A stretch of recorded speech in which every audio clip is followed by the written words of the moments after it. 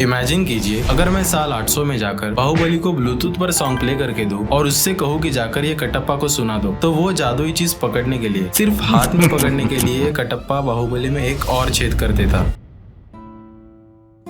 मतलब इस गोले पर पत्थर घिसते घिसते हमने ये क्या बना दिया भाई, कैसे? पर सच कहूँ तो ये इतना भी कुछ मुश्किल नहीं था। ठीक है चलो मान लिया था मुश्किल। आपका फोन और ईयरबड बात करते हैं लेकिन लाइट का इस्तेमाल करके। ये वाली नहीं, इसकी लाइट थोड़ी अलग होती है, थोड़ी स्पेशल। ये वो लाइट है जो ह्यूमन आई नहीं देख सकती।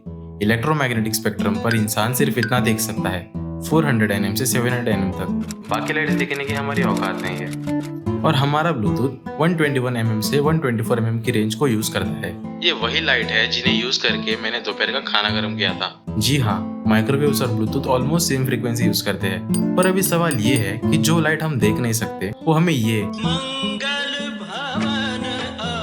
कैसे सुना सकता है? तो ये होता है 1 और 0 की मदद से। ऐसा समझिए कि 121 mm है रेड और 124 mm है ब्लू। तो अगर आपके फोन को ईयरबड्स के साथ बात करनी है तो आपके फोन का एंटीना रेड सिग्नल भेजता है और ये सिग्नल ईयरबड्स का एंटीना कैप्चर करता है और चिप से कहता है कि ये 1 है। और अगर आपके फोन को सिग्नल भेजना है ब्लू तो आपका ईयरबड लिखता है 0 और ये 1 सेकंड में कई लाखों बार होता है। पर अब जब ये बात करना सीख गए हैं तो इसकी वजह से कई न्यू प्रॉब्लम्स आ जाते हैं, जैसे कि आपकी मम्मी को उनकी बहन से बात करनी है जो कभी खत्म नहीं होगी, और आपको अपने रूम में रील्स देखनी है। तो हमारे फोन को पता कैसे चलता है कि मौसी को इग्नोर करके सिर्फ रील्स प्ले करनी है?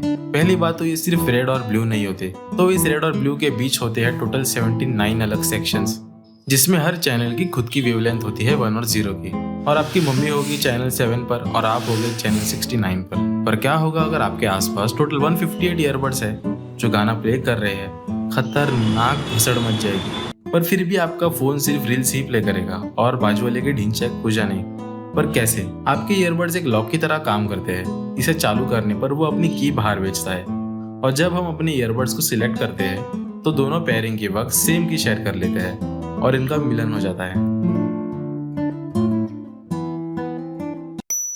पर क्या होगा अगर कोई इसे हैक करना चाहे? तो इसका सोल्यूशन निकाला सर कंगारू ने। हमारा फोन और ईयरबड्स करते हैं फ्रीक्वेंसी हॉपिंग, और अगर कोई पापा का परा इसे 7th फ्रीक्वेंसी पर हैक करने की सोचे तब तक ये जोड़ी कहीं निकल गई होगी, क्योंकि ये 1 सेकंड में 1600 टाइम्स फ्रीक्वेंसी चेंज करते हैं। पर फिर आपके फोन और ईयरबड को कैसे पता चलता है कि अगली फ्रीक्वेंसी कौन सी है? तो ये सीक्वेंस भी आपका ईयरबड्स पेयरिंग के समय चुपके से लेके चला जाता है और इस तरह ये सिलसिला चलता रहता है जब तक आप इनका डिवोर्स नहीं कर देते।